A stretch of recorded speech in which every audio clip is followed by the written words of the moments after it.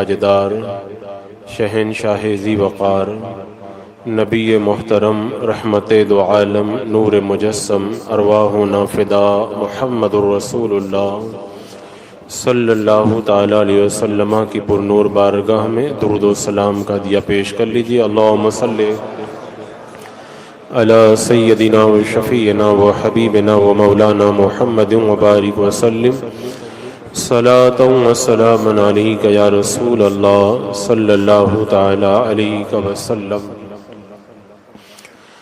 ہم اہل سنت و جماعت کا یہ طریقہ ہے کہ ماہ محرم الحرام کی ان محافل میں اہل بیت کے ساتھ میں صحابہ کرام کا بھی ذکر خیر کرتے ہیں، تاکہ ہماری محفلیں شیعوں کی محفلوں سے پورے طور پر جدا ہو جائیں، کیونکہ محرم کی مجلسیں اپنے طور پر شیعہ بھی مناتے ہیں، لیکن وہ صحابہ کی شان میں گستاخی کرتے ہیں، ان کا ذکر نہیں کرتے۔ تو ہمارے بزرگوں نے جو محرم کی تقریروں کا ایک نظام بنایا، اس میں سسٹم یہی رکھا کہ پہلے صحابہ کا ذکر ہو جائے، پھر اہل بیت کا ذکر ہو، تاکہ یہ پتہ چل جائے کہ ہم اہل سنت و جماعت کے ایک ہاتھ میں اگر اہل بیت کا دامن ہے تو دوسرے ہاتھ میں صحابہ کرام کا بھی دامن ہے۔ اہل سنت کا ہے بیڑا پار، اصحاب حضور نجم ہیں اور نام ہیں عطرت رسول اللہ کی صلی اللہ تعالی علیہ وسلم۔ تو اسی روایت کو برقرار رکھتے ہوئے آج سے ہم ان عظیم صحابہ کا ذکر خیر کریں گے، اور آج کی اس محفل میں اس عظیم ہستی کا ہم ذکر کریں گے جن کے بارے میں کونین کے دولہ سرور دو عالم صلی اللہ تعالی علیہ وسلم نے ارشاد فرمایا کہ ابو بکر سے پیار کرنا اور ابو بکر کا شکر ادا کرنا میری پوری امت کے اوپر واجب ہے۔ حضرات مکرم، ویسے عام طور پر جو تقریروں کا ایک نظام ہے اس میں بڑی دھواں دار تقریریں ہوتی ہیں، بڑے نعرے لگتے ہیں، لیکن آپ حضرات کو پتہ ہے کہ میری جو تقریریں ہیں عموماً اس روش سے ہٹ کر کے سادہ انداز میں ہوا کرتی ہیں، اور میں یہ چاہتا ہوں کہ جو لوگ تقریر سننے کے لیے آئیں تو وہ ایک پیغام بھی لے کر کے جائیں۔ تو آج جس ہستی کا ہم ذکر کر رہے ہیں، امیر المومنین افضل البشر بعد الانبیاء بالتحقیق سیدنا ابو بکر صدیق رضی اللہ تعالیٰ عنہ، ان کا ذکر اس دور کے اندر ایک اور اعتبار سے بھی بڑی اہمیت رکھتا ہے، کیونکہ آج کا جو وقت ہے لوگوں کے ایمان بڑے کمزور ہیں۔ الحاد کا فتنہ، ارتداد کا فتنہ، گمراہیت کا فتنہ، اور پھر وہ الگ الگ فتنوں کے نئے نئے روپ ہماری نگاہوں کے سامنے آ رہے ہیں، اور ایمان تو اتنا کمزور ہو گیا ہے، لوگوں کا ایمان اتنا کمزور ہو گیا ہے، اگر وہ پوری داستان اگر چھیڑ لی جائے نا تو واقعی افسوس بھی ہوتا ہے اور تعجب بھی ہوتا ہے کہ اتنا پیارا دین جس امت کے پاس میں ہو وہ اتنا کمزور ایمان رکھے۔ تو حضرت سیدنا ابو بکر صدیق رضی اللہ تعالیٰ عنہ کا ذکر کرنے سے ایک بڑا فائدہ یہ ہوتا ہے، ہمارے ایمان کو پاور ملتا ہے، ہمارے ایمان کے اندر طاقت آتی ہے، ہمارے ایمان کو توانائی ملتی ہے، ہمارے ایمان کو ایک نئی قوت اور نئی طاقت کا احساس ہوتا ہے، کیونکہ حضرت سیدنا ابو بکر صدیق رضی اللہ تعالیٰ عنہ کا ایمان بڑا مضبوط تھا۔ ان کا جب کوئی بندہ ذکر سنتا ہے تو پھر اس کے اندر بھی ایک للک پیدا ہوتی ہے اور ایمان کے اندر ایک جلا پیدا ہوتی ہے۔ اگر اسی تصور کے ساتھ میں آپ حضرات یہاں پر بیٹھیں گے تو انشاءاللہ حضرت سیدنا ابو بکر صدیق رضی اللہ تعالیٰ عنہ کی زندگی سے بڑا نور آپ کو ملے گا۔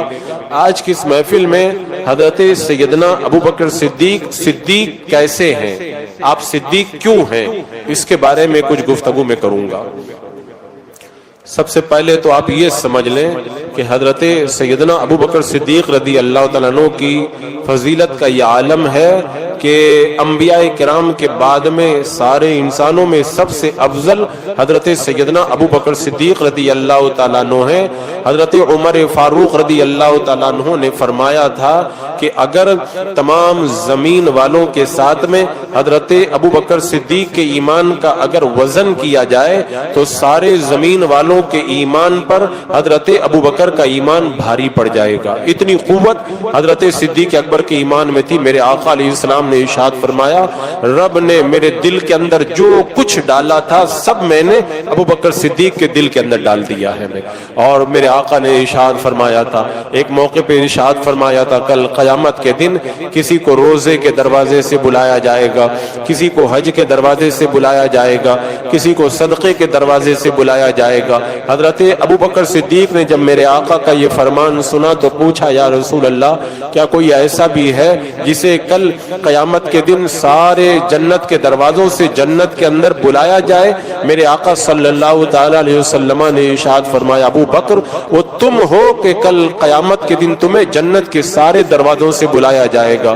اور ایک موقع پہ میرے آقا علیہ السلام نے ارشاد فرمایا تھا، 360 ایسی صفتیں ہیں، 360 ایسی خصلتیں ہیں، اگر ان میں سے ایک صفت اور ایک خصلت کسی بندے کے اندر پائی جائے تو وہ بندہ اس صفت اور اس خصلت کی وجہ سے جنت میں چلا جائے گا۔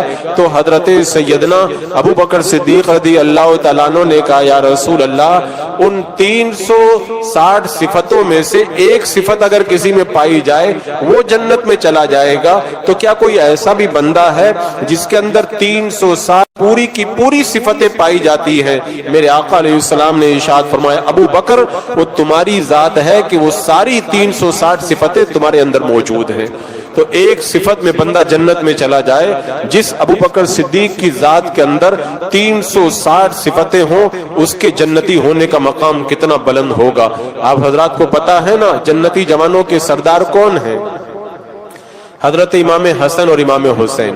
جنتی عورتوں کے سردار کون ہیں؟ حضرت سیدہ خاتون جنت فاطمہ زہرا رضی اللہ تعالیٰ عنہا۔ اب جوانوں کے سردار ہو گئے، عورتوں کے سردار ہو گئے، بوڑھوں کے سردار کون ہیں؟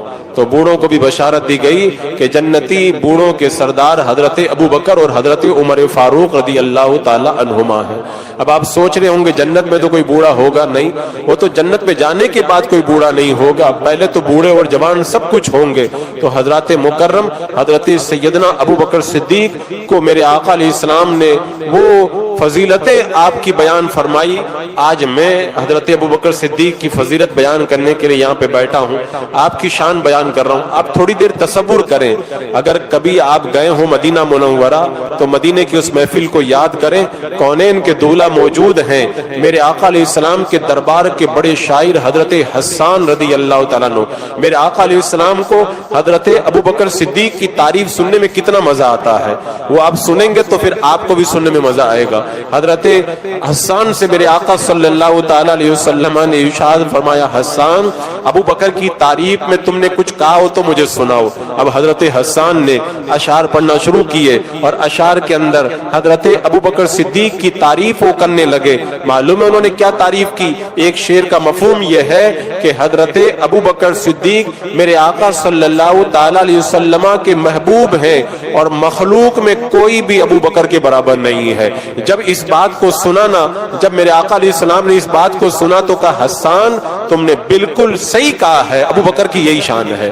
یعنی میرے آقا علیہ السلام جب حضرت ابو بکر کی تعریف سنتے ہیں تو میرے آقا بھی خوش ہو جایا کرتے ہیں۔ تو آج جب ہم حضرت ابو بکر کی تعریف کریں گے تو حضرت حسان کی سنت ادا ہوگی، اور جو لوگ سنیں گے میرے آقا علیہ السلام کی سنت پر عمل کریں گے۔ ایک بار میرے آقا نے فرمایا تھا، کوئی ہے جس نے روزہ رکھا ہو؟ حضرت ابو بکر صدیق نے کہا، یا رسول اللہ میں نے روزہ رکھا ہے۔ میرے آقا نے فرمایا، کوئی ایسا بندہ بھی یہاں موجود ہے جس نے کسی مسکین کی آج مسکین کو کھانا کھلایا ہو؟ کہنے لگے، یا رسول اللہ میں نے مسکین کو کھانا بھی کھلایا۔ میرے آقا نے فرمایا، کوئی ہے جس نے مریض کی عیادت کی ہو؟ حضرت ابو بکر نے کہا، یا رسول اللہ میں نے مریض کی عیادت بھی کی ہے۔ میرے آقا نے فرمایا، تم میں سے کوئی ہے جو کسی جنازے کے اندر گیا ہو آج؟ حضرت ابو بکر صدیق نے کہا، یا رسول اللہ میں نے جنازے میں بھی شرکت کی ہے. جب 4 باتیں پوچھی, چاروں کے جواب میں حضرت سیدنا ابو بکر صدیق نے کہا یا رسول اللہ میں نے عیادت کی, میں نے مسکین کو کھانا کھلایا, میں نے روزہ رکھا اور میں جنازے کے اندر گیا. میرے آقا نے ارشاد فرمایا یہ خوبیاں جس کے اندر جمع ہو جائیں اللہ تعالیٰ اسے جنت عطا فرما دیتا ہے. تو حضرت ابو بکر صدیق رضی اللہ تعالیٰ عنہ کے جنتی ہونے کی بشارتیں کونین کے دولہ نے کتنی مرتبہ دی. ایک بار تو بڑی پیاری بات میرے آقا نے فرمائی کہ جب میں معراج کی رات معراج میں گیا تو میں نے جنت کا بڑا خوبصورت محل جنت کے اندر دیکھا. میں نے جب بڑا خوبصورت محل دیکھا تو میں نے حضرت جبریل امین سے پوچھا کہ جبریل یہ اتنا پیارا اور اتنا خوبصورت جو محل نظر آ رہا ہے یہ محل کس کا ہے؟ تو حضرت جبریل امین نے بتایا یہ محل آپ کے غلام ابو بکر صدیق کا محل ہے. اور ایک بار تو میرے آقا نے فرمایا تھا اگر کوئی اس بات کو پسند کرتا ہو کہ زمین پر کسی ایسے بندے کو چلتا ہوا دیکھے جو جہنم سے بالکل آزاد ہے تو وہ ابو بکر کو دیکھ لے. وہ جہنم سے بالکل آزاد ہے, اس کو دیکھنا چاہے تو ابو بکر کو دیکھ لے. اور آزاد کا معنی ہوتا ہے عتیق. میرے آقا نے فرمایا تھا جہنم سے عتیق ہیں, تبھی سے آپ کا یہ لقب پڑ گیا کہ ابو بکر صدیق عتیق ہیں. اللہ کے رسول علیہ السلام نے اتنی بشارتیں عطا فرمائی. حضرت ابو بکر صدیق خود بھی صحابی ہیں اور حضرت ابو بکر صدیق کے والد بھی صحابی ہیں, حضرت ابو بکر صدیق کے بیٹے بھی صحابی ہیں, آپ کے پوتے بھی صحابی ہیں. یہ کمال کس کو نصیب ہوگا؟ تین جن کی پشتے صحابیت کا شرف حاصل کر چکی. اور آپ کو معلوم ہے حضرت ابو بکر صدیق صحابہ کی جماعت کے اندر تنہا ایک ایسے صحابی ہیں. باقی صحابہ کو تو آپ نے پڑھا ہوگا کہ کتابوں میں لکھا فلاں صحابی ہے, فلاں محدث نے بتایا فلاں صحابی ہے, فلاں بزرگ نے بتایا فلاں صحابی ہے, فلاں مورخ نے لکھا فلاں صحابی ہے. لیکن کوئی ایسا صحابی نہیں ہے جن کے بارے میں قرآن میں ہو کہ یہ صحابی ہیں سوائے ابو بکر صدیق رضی اللہ تعالیٰ عنہ کے, جن کے بارے میں میرے رب نے قرآن میں فرمایا اذ یقول لصاحبہ. حضرت ابو بکر کی صحابیت کو میرے رب نے قرآن میں بیان فرمایا. اسی لیے تو علماء نے فرمایا اگر کوئی حضرت ابو بکر صدیق کے صحابی ہونے کا انکار کر دے تو وہ کافر ہو جائے گا, کیونکہ یہ اللہ کے فرمان کا انکار لازم آتا ہے. تو میرے آقا علیہ السلام نے حضرت ابو بکر صدیق کے کمالات کو کتنا اجاگر کیا. آج ہم تڑپتے ہیں, ترستے ہیں, اللہ ہماری نیکیاں قبول کر لے, ہماری نیکیاں قبول کر لے. لیکن آپ کو میں بتاؤں حضرت ابو بکر صدیق کے بارے میں اللہ نے قرآن میں ارشاد فرمایا اولئک الذین نتقبل عنہم, یعنی یہ وہ لوگ ہیں جن کی نیکیاں اللہ نے قبول فرما لی ہیں. اور اس آیت کے بارے میں فرمایا گیا یہ آیت کریمہ حضرت ابو بکر صدیق کے بارے میں نازل ہوئی تھی. تو یہ ایسا مقام اللہ نے سیدنا صدیق اکبر کو عطا فرمایا. اور نیکیاں بھی کتنی نیکیاں تھی ہماری اور آپ کی نیکیاں تو ہمیں پتہ نہیں جو کرتے وہ قبول ہے کہ بھی نہیں ہے. حضرت ابو بکر کی نیکیوں کا عالم یہ ہے. حضرت ام المومنین عائشہ صدیقہ رضی اللہ تعالی عنہا کہتی ہیں ایک بار اللہ کے رسول علیہ السلام گھر میں تشریف فرماتے, میں نے پوچھا کہ یا رسول اللہ یہ آسمان میں اتنے تارے نظر آ رہے ہیں, اتنی نیکیاں کسی کی ہوں گی؟ میرے آقا علیہ السلام نے ارشاد فرمایا اتنی نیکیاں میرے عمر کی ہیں. اب حضرت عائشہ تو سوچ رہی تھی کہ میرے آقا جو ہے میرے والد حضرت ابو بکر کا نام لیں گے. جب حضرت عمر کا نام سنا تب پھر فوراً سوال کیا کہ یا رسول اللہ یہ آسمان کے تاروں کے برابر جب حضرت عمر کی نیکیاں ہیں تو میرے ابا میرے والد ابو بکر کی نیکیاں کتنی ہیں؟ میرے آقا نے فرمایا کہ اے عائشہ یہ آسمان کے جتنے تارے ہیں اتنی نیکیاں تو عمر کی ہیں, اور حضرت عمر کی ساری نیکیاں مل کر کے ابو بکر کی ایک نیکی بنتی ہے.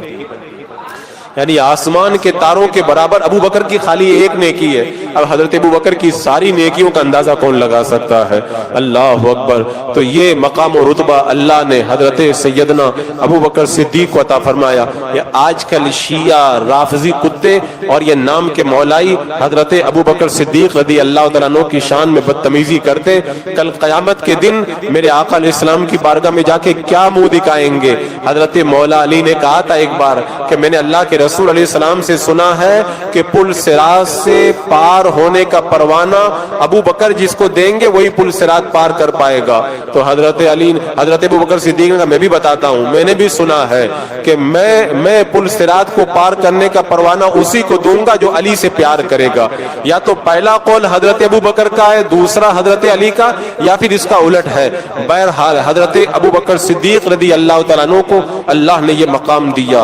अब हजरत अबू बकर सिद्दीक को सिद्दीक क्यों कहते हैं? तो ये सिद्दीक के बहुत सारे मानी आते हैं। मैं 3 माना के ऊपर गुफ्तगू करूंगा, सिद्दीक के 3 मानी के बारे में मैं कलाम करूंगा ताकि आपको पता चले कि हजरत अबू बकर सिद्दीक को सिद्दीक क्यों कहा जाता है। सबसे पहले जो आसान माना है उसको मैं आपके सामने रखूं। सिद्दीक का माना बहुत ज्यादा तस्दीक करने वाला। ये तो आप लोगों ने बारहा सुना, तो तमाम ने तो तस्दीक की, लेकिन हजरत अबू बकर सिद्दीक को सिद्दीक इसलिए कहते हैं कि जैसी तस्दीक हजरत अबू बकर सिद्दीक ने की ना, ऐसा मकाम और रुतबा किसी और को मयस्सर नहीं आया। खुद मेरे आका सल्लल्लाहु ताला अलैहि वसल्लम ने इरशाद फरमाया, जिसको भी मैंने ईमान की दावत दी और उसे दीन इस्लाम की तरफ बुलाया तो उसने तरद्दुद किया सिवाय अबू बकर के। मैंने जब अबू बकर को ईमान लाने की दावत दी तो बगैर किसी तरद्दुद के अबू बकर ने कलमा पढ़ा और कलमा पढ़ के मुसलमान हो गए। तो आप सिद्दीक हैं, सबसे ज्यादा तस्दीक करने वाले। और मैं बताऊं आपको तो सिद्दीक खुद अल्लाह तबारक व तआला ने फरमाया है, और आपका नाम सिद्दीक होना तो पैदा होने से पहले मशहूर हो चुका था। जैसा कि रिवायतों में आता है हजरत अबू बकर सिद्दीक अभी बचपन में थे। एक बार आपके वालिद अबू कुहाफा हजरत अबू बकर को लेकर के बुत खाने में गए, क्योंकि उस जमाने में अरब के अंदर बुतों की पूजा की जाती थी। और ले जा करके हजरत अबू बकर को बुतों के सामने बिठा दिया और कहा, देखो ये तुम्हारे माबूद हैं, तुम्हारे खुदा हैं, इनकी तुम इबादत करो। हजरत अबू बकर सिद्दीक के वालिद जब आपको बिठा करके चले गए तो हजरत अबू बकर सिद्दीक ने उन बुतों की तरफ रुख किया और उनको आजिज करने के लिए आपने फरमाया, तुम अगर मेरे खुदा हो, मैं भूखा हूं, मुझे खाना खिला दो, मैं प्यासा हूं, मुझे पानी पिला दो, मैं बेकपड़ा हूं, मेरा जिस्म पे कपड़ा नहीं, मुझे कपड़ा पहना दो। अब जब हजरत अबू बकर सिद्दीक ने ये बातें कही, बुत थोड़ी बोला करते हैं ना, बुत तो चुपचाप पड़ा, बुत बन के पड़ा हुआ है। हजरत अबू बकर सिद्दीक ने जब कहा कोई जवाब नहीं मिला, आपने पत्थर उठाया और पत्थर उठा करके बुत की तरफ फेंका, कहा अगर तू खुदा है तो मेरे पत्थर से बच करके दिखा दे। अब वो पत्थर का बुत क्या बच सकता था। एक जब जर्ब लगी हजरत सिद्दीक अकबर के हाथों की, वो जमीन पे गिर गया। हजरत अबू बकर के वालिद आए तो देख करके उन्हें बड़ा रंज हुआ कि अबू बकर तुमने ये क्या कर दिया, तुमने ये क्या कर दिया। कहा कि आप ही ने तो बताया था कि ये मेरा माबूद है, मैंने तो पत्थर मारा, ये कुछ नहीं कर सका। तो हजरत अबू बकर के वालिद ने हजरत अबू बकर का हाथ पकड़ा और माँ के पास लेकर के गए, उनकी माँ के पास। कहा तुम्हें पता है तुम्हारे बेटे अबू बकर ने आज क्या किया है, हमारे बुत को पत्थर मार करके गिरा दिया। हजरत अबू बकर की माँ ने जब सुना तो क्या कहा, मेरे बेटे को कुछ मत कहो, क्योंकि मेरा बेटा जब पैदा हुआ मेरे शिकम में था, जब मेरे बेटे की विलादत हुई ना तो मैंने एक आवाज सुनी थी, कहने वाला कोई कह रहा था तुम्हें मुबारक हो, तुम्हें मुबारक हो, तुम्हारे शिकम के अंदर वो हस्ती जलवगर हो चुकी है जो जमीन पर मोहम्मद सल्लल्लाहु अलैहि वसल्लम के रफीक होंगे और आसमान के अंदर ये सिद्दीक कहलाएंगे। तो हजरत अबू बकर के तो पैदा होने से पहले ही आपकी सदाकत का शोहरा आलम के अंदर गूंजता हुआ नजर आ रहा है। हजरत अबू बकर सिद्दीक है सबसे ज्यादा तस्दीक करने वाले। और तस्दीक का मामला मैं बताऊं, जब अल्लाह के रसूल सल्लल्लाहु ताला अलैहि वसल्लम मेराज पे तशरीफ ले गए और जब रात के थोड़े से हिस्से के अंदर मेराज से आप तशरीफ लाए, आसमानों जन्नत और जहन्नम की सैर करके मक्का से बाहर एक जगह है मकामे ज़ीत तोवा, वहीं पे रुके हुए हैं। मक्के में आप दाखिल नहीं हो रहे।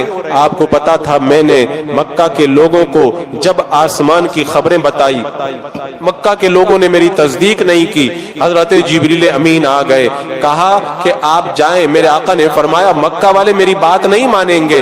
तो मेरे आका के इस सवाल पर हजरत जिब्रील अमीन ने कहा आप जाओ, कोई माने या न माने अबू बकर आपकी जरूर तस्दीक करेंगे। जब हजरत अबू बकर सिद्दीक रज़ी अल्लाह ताला अन्हु मक्का में मौजूद है, मेरे आका अलैहिस्सलाम मक्का के अंदर दाखिल हुए اور جب ابو جہل وغیرہ سے میرے آقا علیہ السلام نے بتایا، رات کے تھوڑے سے حصے میں رب نے مجھے آسمانوں کی سیر کرائی، مسجد حرام سے مسجد اقصی کی سیر کرائی، یہ دکھایا وہ دکھایا، اب آج تو ابو جہل کو مزہ آ گیا کہ آج ہی تو موقع ملا ہے، آج تک تو سب ان کو سچا مانتے تھے، آج ان کو جھٹلانے کا موقع مل گیا، کوئی بھی نہیں مانے گا کہ رات کے تھوڑے سے حصے میں یہ آسمانوں کی اور مسجد اقصی کی سیر کر کے چلے آئے۔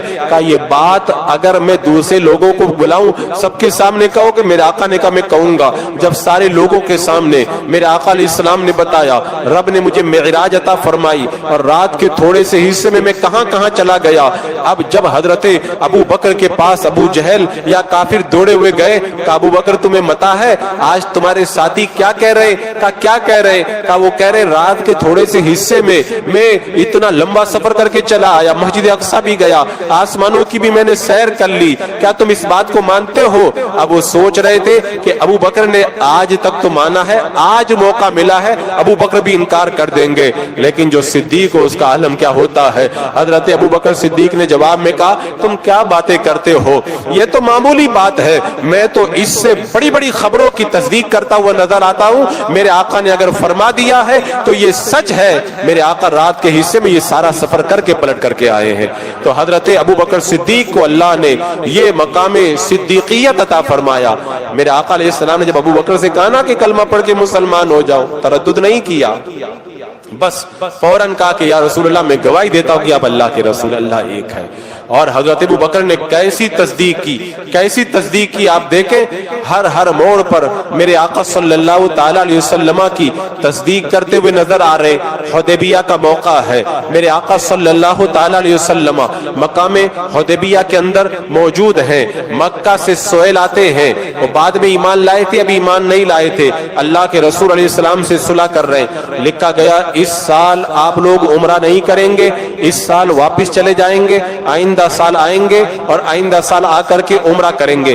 ابھی لکھنے کی شروعات ہوئی تھی، تبھی سہیل کے لڑکے جو ایمان لا چکے تھے، حضرت ابو جندل، وہ مکہ والوں کے ظلم و ستم کا شکار تھے، ہاتھوں میں بیڑیاں پڑی ہیں، مکہ سے بھاگ کر کے حدیبیہ میں پہنچ گئے۔ جب حدیبیہ میں پہنچے اور کہا کہ یا رسول اللہ مجھے بچا لیں، مجھے اپنے ساتھ میں لے جائیں، میرے آقا نے سہیل سے کہا کہ ابھی ہماری صلح پکی نہیں ہوئی ہے، ابھی لکھنا باقی ہے، تو یہ ان کو میرے ساتھ میں جانے دیا جائے، کیونکہ ایک شرط یہ بھی تھی مکہ سے اگر کوئی بھاگ کر کے مدینہ آئے گا، مدینے والے واپس اسے مکہ بھیج دیں گے، اور اگر کوئی مدینے سے بھاگ کر کے مکہ جائے گا تو اس کو واپس نہیں کیا جائے گا۔ یہ شرط ابھی لکھنا باقی تھا، تو میرے آقا نے فرمایا ابھی تو شرط نہیں لکھی گئی ہے، ان کو میرے ساتھ میں آنے دو۔ تو سہیل کہنے لگا اگر ان کو آپ اپنے ساتھ لے کر کے جانے کے لیے اصرار کریں گے تو پھر میں صلح کرنے کے لیے تیار نہیں ہوں۔ میرے آقا نے ان سے کہا ابو جندل سے صلح ہو رہی ہے، تم صبر کرو، اللہ کوئی راستہ پیدا کرے گا۔ جب حضرت ابو جندل نے دیکھا کہ کوئی راستہ نہیں ہے، مجھے دوبارہ مکہ بھیج دیا جائے گا، مکہ والے مجھے بہت ستائیں گے، تو صحابہ کو زخم دکھانے لگے، صحابہ دیکھو مجھے کتنا مارا جاتا ہے، میرے جسم پر مار کے کیسے کیسے نشانات پڑے ہوئے ہیں، مجھ پر رحم کرو، مجھے مدینہ ساتھ میں لے کر کے چلے جاؤ۔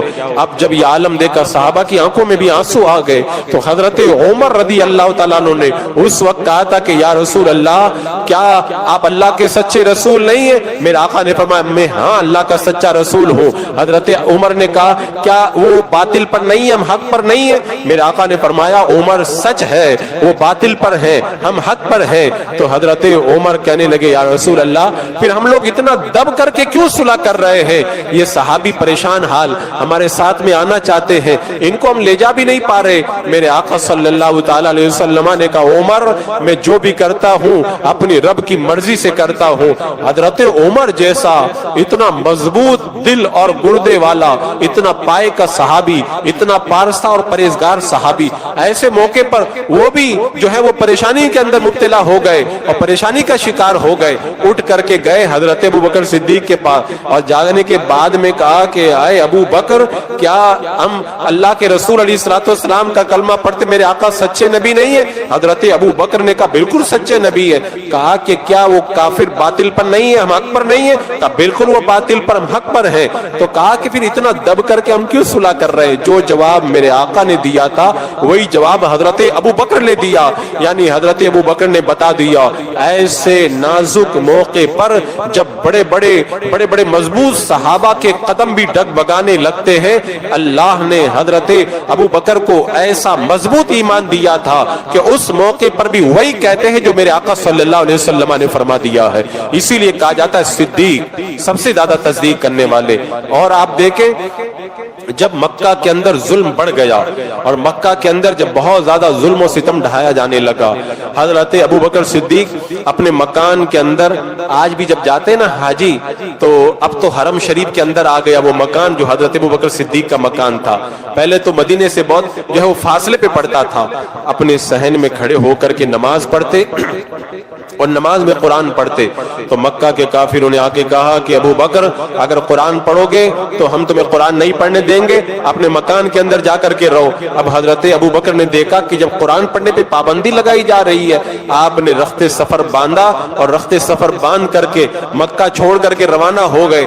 راستے میں مکہ کا سردار ملا کہ کہا ابو بکر کہاں جا رہے ہو؟ کہا مکہ والے قرآن نہیں پڑھنے دیتے اس لیے مکہ چھوڑ کے جا رہا ہوں۔ کہا ابو بکر تمہارے جیسا نیک آدمی مکہ چھوڑ کے چلا جائے یہ اچھی بات نہیں، میرے ساتھ چلو، میں تمہاری ضمانت لیتا ہوں۔ میرے آقا صلی اللہ تعالی علیہ وسلم کے جان نثار کو حضرت ابو بکر صدیق کو جب وہ مکہ کا سردار لے کر کے آیا، کہا میں ضمانت لیتا ہوں ان کو مکہ کے اندر سکون کے ساتھ میں رہنے دیا جائے۔ اب حضرت ابو بکر صدیق کے سامنے یہ شرط رکھی گئی آپ قرآن تو پڑھ سکتے ہو لیکن صحن میں نہیں پڑھو گے، اندر کوٹری کے اندر پڑھو گے۔ کہا ٹھیک ہے۔ حضرت ابو بکر صدیق مکہ میں آ گئے، اپنے مکان کے اندر کھڑے ہو کر کے قرآن پڑھتے تھے۔ حضرت ابو بکر کا دل نہیں مانا کہ اللہ کا کلام چھپ چھپ کے پڑھوں میں، کہا یہ نہیں ہوگا۔ پھر صحن میں نکل آئے اور سب کے سامنے قرآن پڑھنے لگے۔ مکہ کے سارے لوگ جمع ہو کے سردار کے پاس گئے، کہا تم نے تو ضمانت لی تھی، دیکھو ابو بکر پھر صحن میں قرآن پڑھ رہے ہیں۔ اب حضرت ابو بکر کا ایمان دیکھو کیسے صدیق ہیں۔ کہا کہ اگر آپ صحن میں قرآن پڑھیں گے تو پھر میں آپ کی ضمانت نہیں لے پاؤں گا۔ حضرت ابو بکر کا ایمان دیکھو، کہتے ہیں اگر تم سے میری حفاظت نہیں ہو سکتی تو تم اپنا ہاتھ ہٹا لو، میری حفاظت کرنے والا اللہ میرے لیے کافی ہے، اللہ میری حفاظت کرنے والا میرے لیے کافی ہے۔ تو ایسا مضبوط ایمان اور ایسا مقام صدق اللہ تبارک و تعالیٰ نے حضرت ابو بکر کو عطا فرمایا تھا کہ فرمایا کہ میں تو صحن میں قرآن پڑھوں گا، چاہے جو ہو جائے میں قرآن پڑھنا بند نہیں کروں گا۔ تو حضرت ابو بکر صدیق کو صدیق اس لیے کہا جاتا ہے، ہر موقع پر تصدیق کرنے کے اندر آپ سب سے آگے آگے نظر آتے ہیں، اور صدیق کا معنی ہوتا ہے تصدیق کرنے والا، ایک معنی۔ صدیق کا دوسرا معنی کیا ہوتا ہے؟ عارفین۔ اولیاء کرام فرماتے ہیں صدیق ایک بہت بڑا مقام ہے، اور صدیق اس کو کہتے ہیں جو اللہ کی راہ میں اپنا سب کچھ لٹا دیا کرتا ہے۔ اب اس معنی کے اعتبار سے دیکھیں تو حضرت ابو بکر صدیق تب بھی صدیق ہیں، انہوں نے رائے مولا میں اپنی جان بھی لٹائی، اپنا مال بھی لٹایا، اپنا وطن بھی ترک کیا، اپنے باپ اور اپنے بیٹے کی بھی پرواہ نہیں کی، اپنا سب کچھ نبی کے لیے قربان کیا۔ میں ایک ایک چیز کو مختصراً بتاتا ہوں۔ حضرت ابو بکر صدیق صدیق ہیں، عارفین کہتے ہیں صدیق وہ ہے جو سب کچھ اپنے مولا کے لیے لٹا دے۔ حضرت ابو بکر صدیق نے اللہ کی راہ میں اپنا مال بھی لٹایا۔ معلوم ہے کتنا مال لٹایا؟ حضرت ابو بکر صدیق جب کلمہ پڑھ کے مسلمان ہوئے تو ایک روایت کے مطابق آپ کے پاس میں سونے کے 40,000 سکے تھے، یعنی 40,000 اشرفیاں تھی۔ وہ جب ایمان لائے تو سارا کا سارا مال میرے آقا کے قدموں میں انہوں نے قربان کر دیا۔ بیٹھ کے آپ جوڑے، کیلکولیٹر لے کر کے آپ جوڑے 40,000 اشرفیوں کے کتنے لاکھ اور کتنے کروڑ بنتے ہیں، آپ اندازہ لگائیں گے تو حیران ہو جائیں گے۔ سارا مال میرے آقا کی راہ میں قربان کر دیا۔ آپ صدیق ہیں، جب ہجرت کر کے جانے لگے تو گھر میں 5,000 درہم بچے تھے، اپنے بچے کے لیے نہیں چھوڑے، اپنی بیٹی کے لیے نہیں چھوڑے، اپنے باپ کے لیے نہیں چھوڑے، سارا مال اٹھا کر کے ساتھ میں رکھ لیا۔ اگر کوئی پوچھے ابو بکر ساتھ میں مال کیوں لے کے جا رہے ہو؟ کہ سفر میں جا رہے ہیں نا, پتہ نہیں میرے آقا کو کب ضرورت پڑ جائے, تو آقا کے اوپر قربان کرنے کے لیے مال کو ساتھ میں لے کر کے جا رہا ہوں.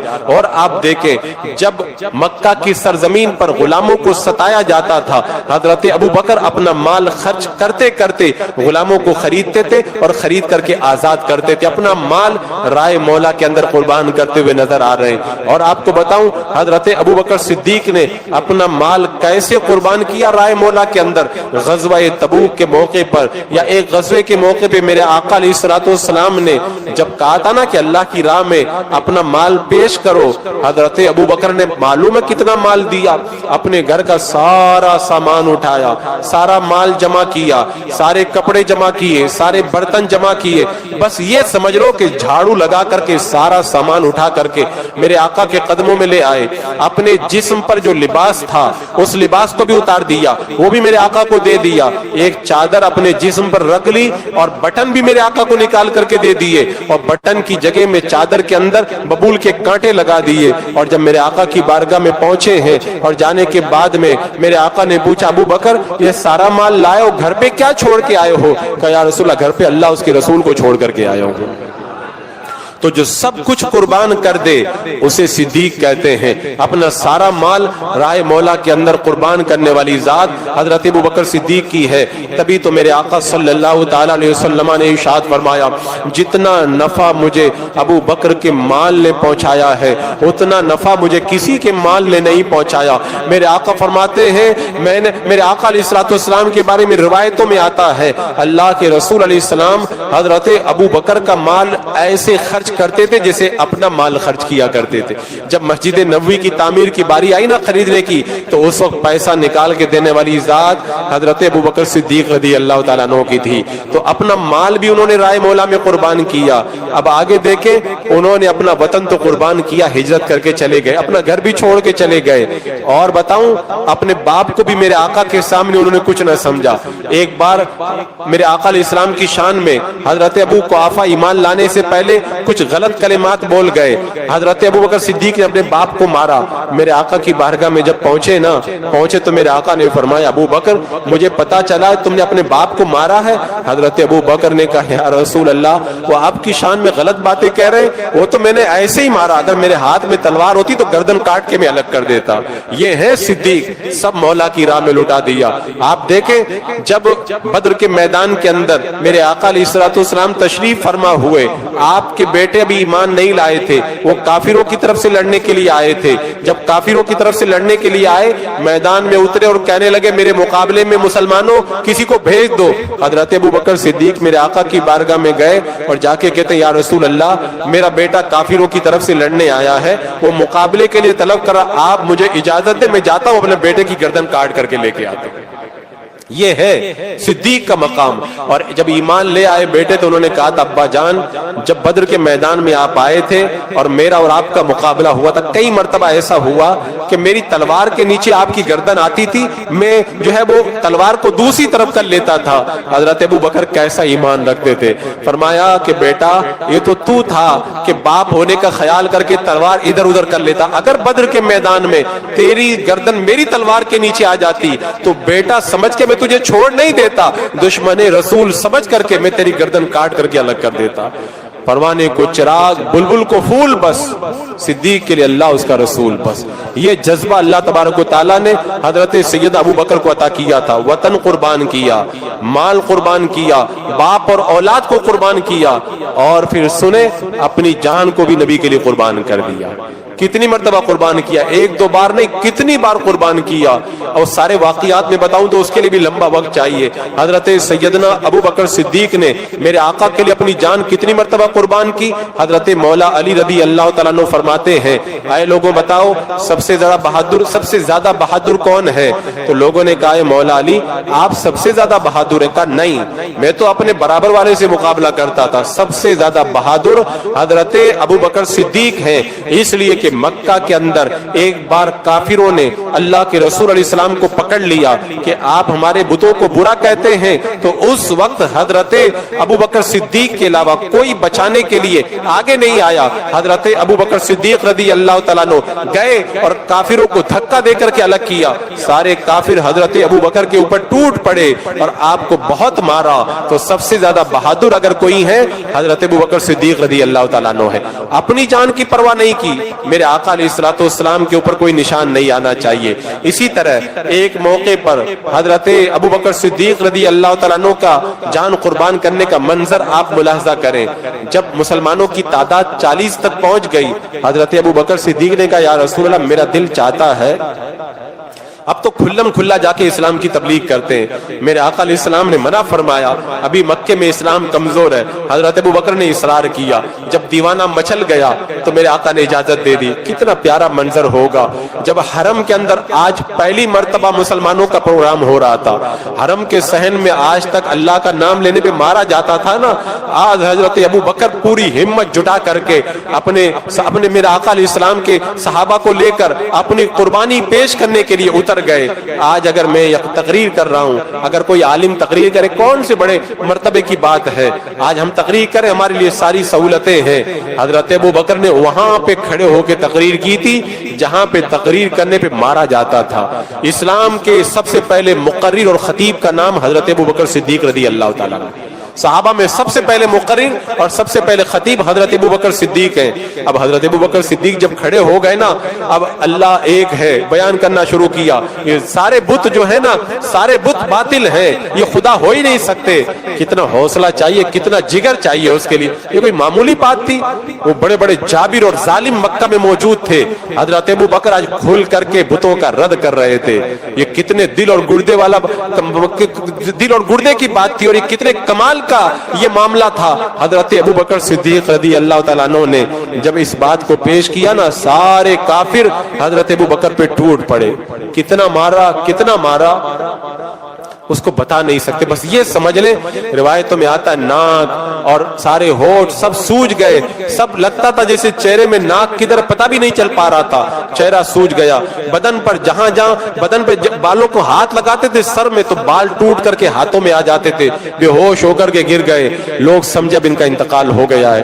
دین کے لیے مار کھا کر کے اور پھر دین کا پیغام لوگوں تک پہنچانا، اسے کہتے ہیں حضرت ابو بکر صدیق رضی اللہ تعالیٰ عنہ۔ آج اگر میں تقریر کروں تو مجھے جان کا ڈر نہیں ہے، ان کو پتا تھا میں یہاں پہ تقریر کروں گا مجھے جان سے مار دیا جائے گا، لیکن اللہ کی راہ میں جان قربان کرنے والی ذات ابو بکر صدیق کی تھی، اسی لیے آپ کو صدیق کہا جاتا ہے۔ قبیلے والے آئے، اٹھا کر کے گھر پہ لے کے گئے۔ اب اعلان کر دیا اگر آج ابو بکر کا انتقال ہو گیا تو جس نے بھی ابو بکر پہ حملہ کیا ہے، قبیلے والوں نے کہا خون کا بدلہ خون سے لیں گے۔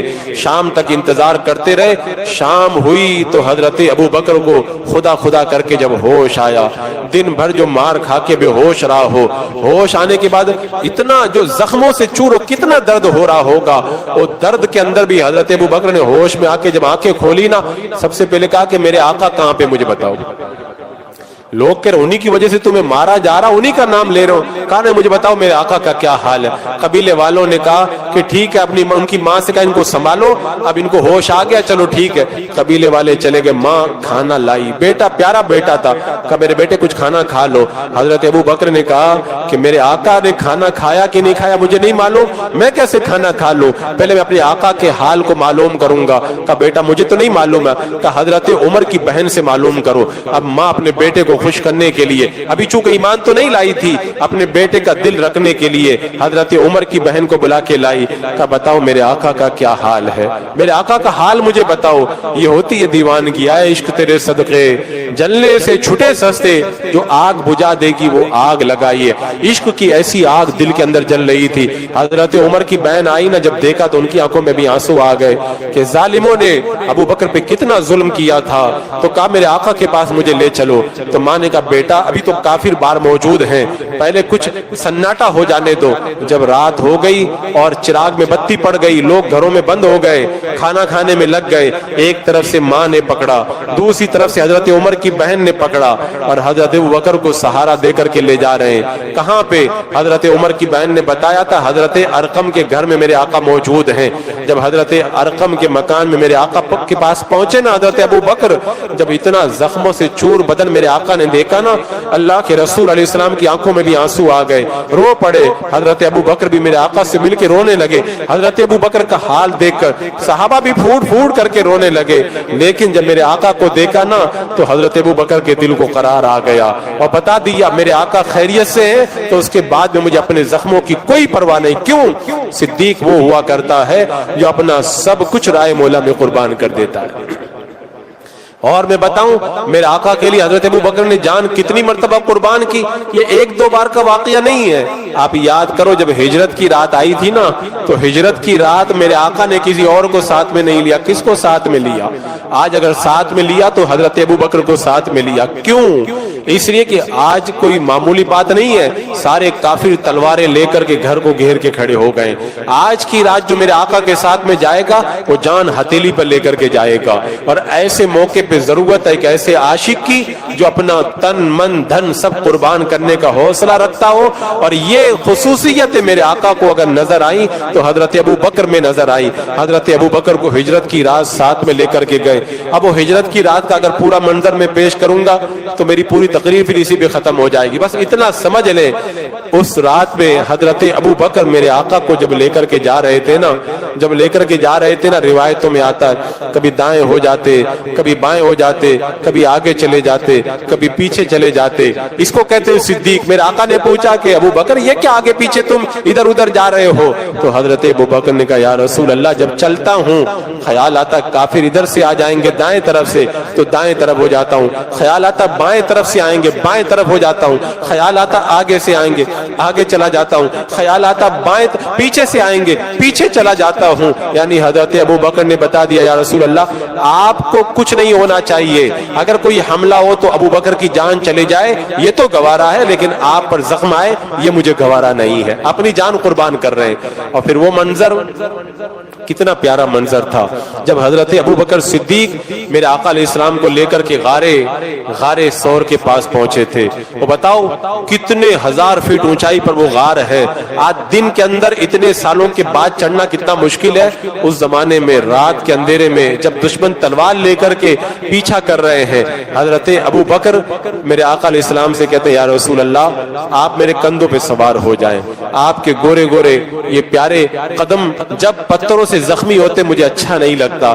حضرت ابوبکر صدیق نے زبان حال سے یہ بیان کیا اور میرے آقا علیہ السلام کو اپنے کندھوں پہ سوار کر لیا۔ کتنا پیارا منظر ہوگا جب ساری کائنات کی دولت اپنے کندھے پہ اٹھا کے حضرت ابوبکر صدیق غار ثور کی طرف جا رہے ہیں۔ اسی لیے حضرت عمر کہا کرتے تھے کہ ابوبکر کے رات کا ایک عمل اور دن کا ایک عمل مل جائے تو ساری زندگی کی کمائی ساری نیکیاں دینے کے لیے تیار ہوں۔ رات کا عمل کون سا؟ کہ وہی رات کا عمل جب حضرت ابوبکر صدیق نے میرے آقا کے ساتھ میں ہجرت فرمائی تھی۔ اب وہ کیا منظر رہا ہوگا، میرے آقا علیہ السلام کے نورانی قدموں کو چومتے ہوئے غار ثور میں جا رہے ہیں۔ اب جان قربان کرنے کا منظر دیکھیں۔ حضرت صدیق اکبر کو پتا تھا اگر غار میں گئے کوئی سانپ بچھو ہوگا میرے آقا کو تکلیف پہنچ جائے گی، میرے آقا کو تکلیف نہ میری جان چلی جائے گا۔ یا رسول آپ بیٹھ جائیں میں اندر جا کے صفائی کرتا ہوں۔ اندر گئے ساری صفائی کر دی اور سب سوراخوں کو بند کر دیا، اپنا کپڑا پھاڑ پھاڑ کر کے دو سوراخ بچ گئے، اپنے دونوں قدم رکھ دی کہ یا رسول اندر آ جائیں۔ ہم نے سوال کیا ابو بکر آقا کا اتنا خیال ہے آپ سوراخوں پہ پاؤں رکھ کے بیٹھ گئے، آپ کی جان کو خطرہ نہیں ہے؟ حضرت صدیق اکبر نے جواب دیا میں تو صدیق ہوں، صدیق کہتے ہی اسی کو ہیں جو اپنا سب کچھ نبی کے لیے قربان کر دیا کرتا ہے۔ اب جب میرے آقا آئے نا، آ کر کے حضرت ابو بکر صدیق کے جو ہے وہ پاؤں پر آپ کے جو ہے وہ زانوں پر اپنا سر اقدس رکھ کر کے آرام فرمانے لگے۔ جب آنکھ لگ گئی ادھر سے سانپ میرے آقا کا دیدار کرنے کے لیے بے چین تھا، سارے سوراخ تو بند ہیں، راستہ نہیں مل رہا. یہی ابو بکر صدیق کا جو پاؤں رکھا یہی راستہ ہے. مجبوراً سانپ نے کاٹ لیا. حضرت ابو بکر برداشت کرتے رہے. آج اگر ہم کو سانپ کاٹ لینا ہم لوگ کیا کیا کر گزریں گے. ابو بکر کو پتا تھا اگر میں نے پاؤں ہلایا تو میرے آقا کو تکلیف ہو جائے گی, میری جان چلی جائے, میرے آقا کی نیند خراب نہیں ہونا پائے, نیند کے اندر خلل نہیں آنا چاہیے. لیکن زہر جب چڑھ گیا نا تو آنکھوں میں آنسو آ گئے, اور پھر آنسوؤں کا قطرہ میرے آقا کے چہرے پہ گرا. کہ ابو بکر رو رہے ہو؟ کہا یا رسول اللہ مجھے سانپ نے کاٹا ہے. میرے آقا نے کہا اپنا قدم لاؤ. حضرت ابو بکر صدیق کے قدموں پہ میرے آقا نے لعاب دین لگایا. اب اس کے بعد میں اور آگے دیکھو, یہاں پر بھی جان قربان کی. حضرت ابو بکر صدیق کے بارے میں روایتوں میں آتا ہے یہ جو سانپ نے کاٹا تھا نا زہر کا اثر اتر گیا, لیکن جب انتقال کا وقت آیا تو یہ زہر کا اثر پھر دوبارہ پلٹ کے آیا, اور اسی میں اللہ نے آپ کو شہادت کی موت عطا فرمائی. اب کافر جب پیچھا کرتے ہوئے آ گئے اور بالکل غار کے کنارے پہنچ گئے, حضرت ابو بکر نے کہا یا رسول اللہ, پریشان ہو گئے. میرے آقا نے فرمایا لا تحزن ان اللہ معنا, غم نہ کرو اللہ ہمارے ساتھ ہے. حضرت ابو بکر نے کہا یا رسول اللہ مجھے اپنی جان کا نہیں, مجھے آپ کے بارے میں مجھے خطرہ محسوس ہوتا ہے. یعنی اپنی جان قربان کرنے کے لیے تیار ہوں, آپ کی جان کو کوئی خطرہ نہیں ہونا چاہیے. یہاں پر بھی جان قربان کر رہے ہیں. اب اس کے بعد میں غار سے نکل کر کے گئے, مکہ میں اعلان ہو گیا جو بھی میرے آقا کو پکڑ کے لائے گا سرخ اونٹ انعام میں دیے جائیں گے. انعام کے لالچ میں سراخا گرفتار کرنے کے لیے قریب آ گیا, راستے میں پکڑنے کے قریب ہو گیا. حضرت ابو بکر رونے لگے. میرے آقا نے کہا ابو بکر کیوں رو رہے ہو؟ کہ یا رسول اللہ میں اپنی جان کا ڈر نہیں ہے, مجھے آپ کے بارے میں کہ آپ کو کوئی تکلیف نہ پہنچ جائے. میرے آقا کے لیے تکلیف کا احساس کر رہے صدیق اکبر, اپنی جان کی پرواہ نہیں کر رہے. کیوں؟ اس لیے کہ صدیق ہے وہ. پھر میرے آقا نے وہ معجزہ دکھایا کہ سراخا کے قدموں کو زمین نے پکڑ لیا. تو میں کتنے واقعات بیان کروں کہ میرے آقا صلی اللہ تعالی علیہ وسلم کے لیے حضرت ابو بکر صدیق نے اپنی جان قربان کرنے کے لیے کتنے موقع پیش کیے. تو عارفین اور اولیاء کرام فرماتے ہیں صدیق وہ ہوتا ہے جو رائے مولا میں سب کچھ قربان کر دے. اے ابو بکر آپ صدیق ہیں, کیوں؟ آپ نے رائے مولا میں جان بھی قربان کی, آپ نے مال بھی قربان کیا, اولاد کو بھی قربان کیا, رشتہ داروں کو بھی قربان کیا, وطن کو بھی قربان کیا, اپنا تن من دھن سب کچھ نبی کے لیے آپ نے لٹا دیا. اس لیے حضرت ابو بکر صدیق رضی اللہ تعالیٰ عنہ کو ابو بکر کہا جاتا ہے.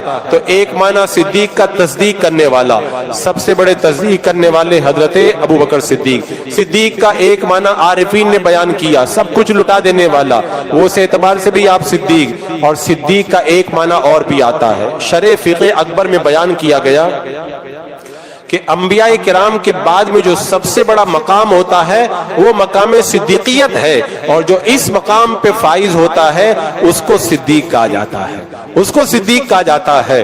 حضرت ابو بکر صدیق رضی اللہ تعالیٰ عنہ اس اعتبار سے بھی صدیق ہے, انبیاء کرام کے بعد میں سارے انسانوں میں سب سے افضل ذات کا نام حضرت ابو بکر صدیق ہے. جیسا کہ ایک روایت میں آتا ہے حضرت ابو دردہ رضی اللہ تعالیٰ عنہ حضرت ابو بکر صدیق کے آگے چل رہے تھے. میرے آقا نے کہا ابو دردہ تم ابو بکر سے آگے چل رہے ہو, ابو بکر سے آگے چل رہے ہو, حالانکہ ابو بکر دنیا اور آخرت میں تم سے افضل ہے. پھر میرے آقا نے وہ جملہ ارشاد فرمایا کہ آسمان کا یہ سورج انبیاء کرام اور مرسلین اعظام کے علاوہ ابو بکر سے افضل کسی انسان کے اوپر طلوع نہیں ہوا ہے.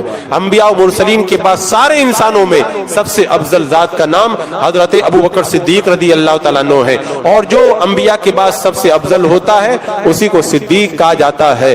اسی لیے حضرت عبداللہ ابن عمر کہتے ہیں صحابہ کے دور میں ہم جب باتیں کرتے تھے تو کہا کرتے تھے تمام صحابہ میں سب سے افضل حضرت ابو بکر صدیق ہیں, اس کے بعد میں حضرت عمر فاروق ہیں, اس کے بعد میں حضرت عثمان غنی ہیں. اور حضرت ابو ہریرہ کہتے ہیں ہم لوگ جب بات کرتے تھے نا تو کہتے تھے صحابہ میں سب سے افضل حضرت ابو بکر صدیق, اس لیے کہ وہ صدیق ہیں. حضرت میمون بن مہران سے کسی نے پوچھا تھا کہ حضرت ابو بکر و عمر افضل ہیں یا حضرت علی افضل ہیں؟ آپ کے ہاتھوں میں عصا تھا, عصا کانپ گیا اور لرز گیا, عصا گر گیا. کہا مجھے نہیں معلوم تھا کہ لوگ ایسا سوال کریں گے, اس وقت تک میں زندہ رہوں گا کہ لوگ مجھ سے پوچھیں گے کہ ابو بکر اور عمر سے بھی کوئی افضل ہے. سن لو سب سے افضل حضرت ابو بکر صدیق رضی اللہ تعالیٰ عنہ. تو حضرت ابو بکر سب سے افضل ہے, کیوں؟ اس لیے کہ آپ مقام صدیقیت کے اوپر فائز ہیں. ابھی میں نے خطبے کے بعد جو آیت کریمہ پڑھی جس میں اللہ تعالیٰ فرماتا ہے والذی جاء بالصدق وہ جو صدق کو لے کر کے تشریف لائے. حضرت علی رضی اللہ تعالیٰ عنہ فرماتے ہیں اس سے مراد میرے آقا صلی اللہ علیہ وسلم. پھر آگے فرمایا صدق بی، اور جنہوں نے ان کی تصدیق کی، اس سے مراد حضرت ابو بکر صدیق رضی اللہ تعالیٰ عنہ. تو حضرت علی نے بتا دیا کہ صدیق کون ہے. حضرت ابو بکر صدیق، ان کو صدیق کہا جاتا ہے. جو صدیق ہوتا ہے وہ انبیاء کے بعد میں سب سے افضل مقام پہ فائز ہوا کرتا ہے. حضرت علی نے بار بار بتایا سب سے افضل حضرت ابو بکر صدیق رضی اللہ تعالیٰ عنہ ہے. اور اہل بیت کی آپ بات کریں، اہل بیت کے اندر سیدنا امام باقر رحمت اللہ تعالیٰ علیہ اپنی تلوار ہاتھ میں لے کر جب آئے، تلوار پہ کچھ جو ہے وہ نقش و نگار کیا ہوا تھا، ہیلیا سونے کا کام. کسی نے پوچھا یہ جائز ہے؟ کہا جائز ہے. کہا کہ کیوں جائز ہے؟ کہا اس لیے کہ ابو بکر صدیق کی تلوار میں بھی یہی کام کیا ہوا تھا. کہا ابو بکر کو آپ صدیق کہتے ہیں؟ حضرت امام باقر نے کہا تیری ماں تجھ پہ روئے، اللہ اس کی تصدیق نہ کرے جو ابو بکر کو صدیق نہ مانتا ہو. اور امام جعفر صادق کہتے، امام زین العابدین امام حسین کے بیٹے، ان سے کسی نے پوچھ لیا ابو بکر کے بارے میں کچھ بتائیے. کہا ابو بکر صدیق کے بارے میں؟ اس نے کہا کہ ابو بکر کو صدیق کہتے؟ کہا میں صدیق نہیں کہتا ہوں، بلکہ ان کو اللہ کے رسول نے صدیق کہا، انصار نے صدیق کہا، مہاجرین نے صدیق کہا. تو جو صدیق ہوتا ہے وہ انبیاء کے بعد سب سے افضل ہوتا ہے. اس اعتبار سے بھی حضرت ابو بکر صدیق رضی اللہ تعالیٰ عنہ کو صدیق کہا جاتا ہے. اور عزیزان مکرم آپ دیکھیں حضرت ابو بکر کیسے صدیق ہے. احد پہاڑ پہ میرے آقا علیہ السلام تشریف لے گئے، احد پہاڑ لرزنے لگا. احد پہاڑ لرزنے کیا لگا؟ میرے آقا کی آمد پہ جھومنے لگا. میرے آقا نے ٹھوکر لگائی اور کہا کہ اے پہاڑ رک جا، تجھے پتا نہیں تجھ پر ایک اللہ کا نبی ہے، ایک صدیق ہے اور 2 شہید ہیں. میرے آقا نے بتا دیا کہ ابو بکر صدیق ہیں، ابو بکر صدیق ہیں. تو میرے آقا جن کو صدیق فرما دیں، اور خود رب نے حضرت ابو بکر کو صدیق فرمایا ہے. حضرت ابو بکر صدیق رضی اللہ تعالیٰ عنہ ایسے مقام صدق کے اوپر فائز تھے. تو عزیزان مکرم ہم جو حضرت ابو بکر کو صدیق کہتے، آپ جس اعتبار سے بھی دیکھ لیں اللہ تبارک و تعالیٰ نے حضرت ابو بکر کو صدیق بنایا ہے. اور عزیزان مکرم آپ دیکھیں ان کا مقام صدیقیت کتنا بلند ہے، کتنا بلند ہے. اللہ اکبر کبیرہ. جب میرے آقا صلی اللہ تعالی علیہ وسلم کا وصال ہو گیا، جب وصال ہو گیا، وصال سے پہلے میرے آقا علیہ السلام نے حضرت اسامہ کو ایک لشکر دیا تھا، ملک شام پر حملہ کرنے کے لیے روانہ فرمایا تھا. ابھی وہ مدینے کے باہر رکے ہوئے تھے. میرے آقا کا وصال ہو گیا، کچھ لوگ اسلام سے پھر گئے، منافقین نے فتنہ برپا کر دیا، کفار مسلمانوں کے خلاف پلاننگ کرنے لگے. صحابہ آئے اور آنے کے بعد مشورہ دیا، اے ابو بکر میرے آقا نے جو لشکر شام کی طرف روانہ کرنے کے لیے بھیجا تھا ابھی وہ گیا نہیں ہے، آپ ان کو واپس بلا لیں. حضرت ابو بکر کیسے صدیق سنے؟ حضرت ابو بکر نے کہا کہ اگر درندے آئیں اور آ کر کے مجھے نوچ کر کے لے جائیں، تب بھی میرے آقا نے جس لشکر کو بھیج دیا ہے اس لشکر کو میں واپس نہیں بلا سکتا، اور جو جھنڈا میرے آقا نے باندھ دیا ہے اس جھنڈے کو میں نہیں کھول سکتا. صحابہ حیران تھے، اگر یہ لشکر چلا گیا مدینہ خالی ہو جائے گا، کافر حملہ کر دیں گے، کیا ہوگا؟ لیکن حضرت ابو بکر کی مقام صداقت کو دیکھو، میرے آقا نے جو کہہ دیا وہ ہو کر کے رہے گا، چاہے کچھ بھی ہو جائے، چاہے درندے آئیں اور مدینے کی پاک باز عورتوں کو نوچ کر کے کھینچ کر کے وہ جنگل میں لے جائیں، تب بھی اللہ کے رسول نے جو فرما دیا ہے اس کے خلاف میں نہیں کر سکتا. اب دیکھیں لشکر گیا، جب لشکر گیا اللہ نے ان کو فتح عطا فرما دی. اور ادھر جو منافق تھے، کافر تھے، انہوں نے دیکھا کہ اتنا اللہ کے رسول کے وصال کے بعد بھی مسلمانوں کے اندر پاور ہے کہ وہ اپنا لشکر باہر بھیج رہے، وہ بھی ڈر گئے، سارے فتنے دب گئے. تب صحابہ کو پتا چلا فیصلہ وہی صحیح تھا جو حضرت ابو بکر نے کیا تھا. اسی لیے حضرت ابو ہریرہ کہا کرتے تھے اگر میرے آقا کے وصال کے بعد میں حضرت ابو بکر اگر خلافت کی اگر زمام کو نہ سنبھالتے تو پھر روئے زمین پر اللہ کی عبادت کرنے والا کوئی باقی نہیں رہ جاتا. یہ ایسا مقام اللہ نے حضرت ابو بکر کو عطا کیا. اور جب میرے آقا کا وصال ہوا کچھ لوگوں نے کہا ہم لوگ زکوٰۃ نہیں دیں گے، باقی سب کچھ کریں گے. تو حضرت ابو بکر نے کہا جو اونٹ کی رسی زکوٰۃ میں دیتا تھا اگر وہ بھی نہیں دے گا نا میں اس سے بھی جہاد کروں گا. حضرت عمر آ گئے اور آنے کے بعد کہنے لگے کہ ابو بکر تھوڑا نرمی کرو، میرے آقا کا وصال ہو گیا. حضرت ابو بکر نے کہا اسلام مکمل ہو چکا ہے، وحی کا آنا بند ہو چکا ہے اور میں زندہ ہوں اور اسلام کے اندر کمی ہو جائے، ابو بکر کو یہ گوارا نہیں۔ عمر اسلام لانے سے پہلے تو بڑے بہادر تھے، اسلام لانے کے بعد اتنے پست ہو گئے ہو، سن لو اونٹ کی ایک رسی بھی اگر یہ نہیں دیں گے نا، ابو بکر ان سے بھی جہاد کرے گا۔ اور میرے آقا علیہ السلام کی گفتگو اور آپ کے فرامین پر اتنا یقین تھا حضرت ابو بکر کو، آپ نے جب جہاد کا اعلان کیا نا، بعد میں حضرت عمر کہا کرتے تھے صحیح فیصلہ وہی ہے جو حضرت ابو بکر صدیق رضی اللہ تعالیٰ عنہ نے فرمایا تھا۔ عزیزان مکرم، حضرت ابو بکر کا کیا کہنا، میرے آقا نے فرمایا ابو بکر سب سے پہلے جنت میں میری امت کے اندر تم ہی جاؤ گے۔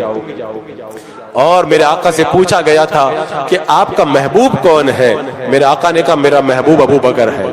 اور پھر میرے آقا نے فرمایا اگر خدا کے علاوہ میں کسی اور کو خلیل بناتا نا تو میں خلیل بناتا تو میں ابو بکر کو خلیل بناتا، ابو بکر کو اپنا دوست بناتا، لیکن میرا خلیل اللہ ہے۔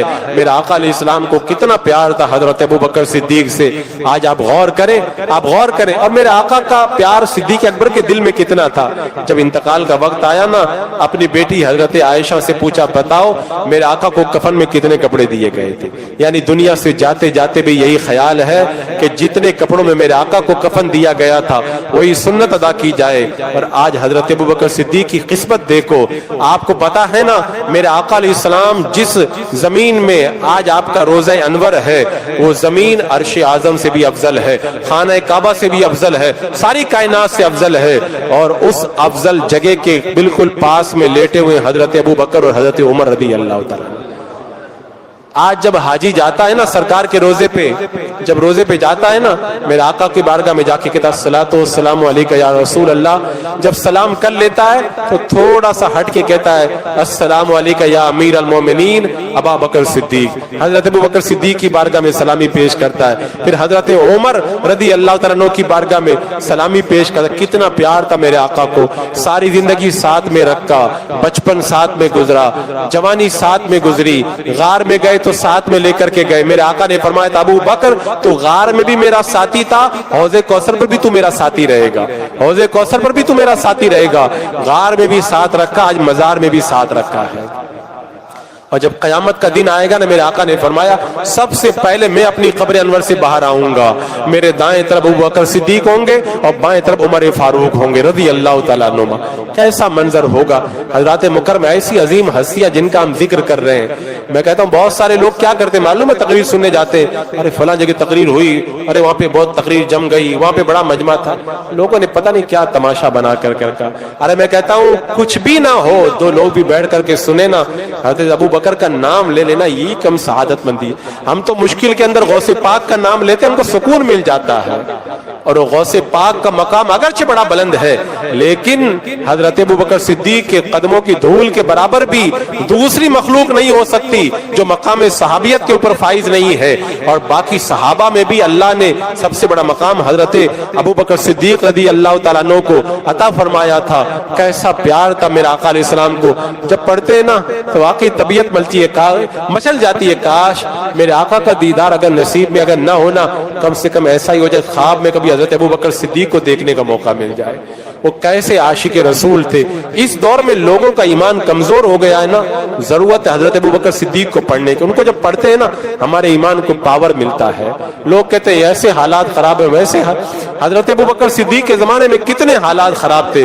حضرت ابو بکر صدیق نے کچھ بھی ہو جائے کروں گا تو وہی جو میرے آقا علیہ السلام نے فرما دیا ہے۔ تو آج کے اس دور کے اندر حضرت ابو بکر کو بہت یاد کیا کرو، ان کا چرچا سنا کرو اور ان کا ذکر بار بار کیا کرو۔ حضرت ابو بکر کو اگر دامن آپ تھام لیں گے نا، یہاں پر بھی کامیابی ہے اور وہاں پر بھی انشاءاللہ جنت کے اندر فائز المرام ہوں گے۔ جو ان لوگوں سے پیار کرے گا وہی تو جنت میں جائے گا، اور جو ان سے بغض رکھتا ہے نام کا مولائی وہ کبھی بھی جنت کے اندر نہیں جا سکتا۔ تمام صحابہ کا اس بات پر اتفاق ہے کہ انبیاء کرام کے بعد میں تمام انسانوں میں سب سے افضل ذات کا نام حضرت سیدنا ابو بکر صدیق رضی اللہ تعالیٰ عنہ ہے۔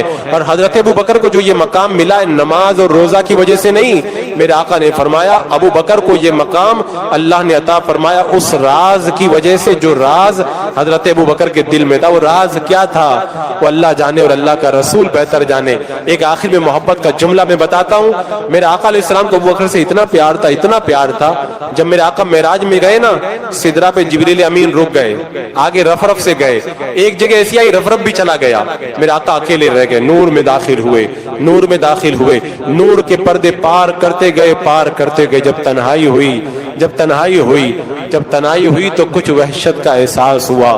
میرے آقا کے دل میں خیال آیا کوئی ساتھی ہوتا تو اس وقت آواز آئی قف یا محمد، اے محمد رک جاؤ، آپ کا رب آپ پر صلات بھیجتا ہے۔ جب وہ آواز حضرت آقا کریم علیہ السلام نے سنی تو ایسا لگا کہ تو ابو بکر کی آواز آ رہی، ابو بکر یہاں کہاں سے آ گئے ہیں؟